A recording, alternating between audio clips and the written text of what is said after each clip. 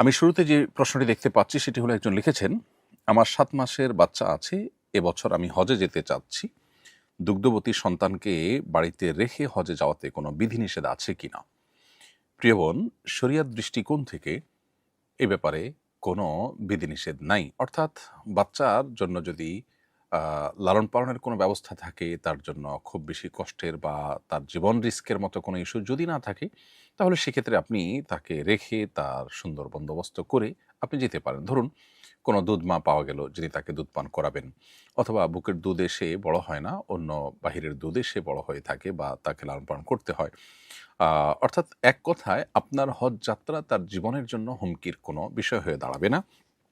এরকম যদি হয় তাহলে সেক্ষেত্রে বিকল্প ব্যবস্থা থাকলে আপনি মৌলিকভাবে হজে যেতে শরিয়ার দৃষ্টিকোণ থেকে কোনো অসুবিধা নেই। মানবিক দিকটা আমাদেরকে বিবেচনায় আনতে হবে।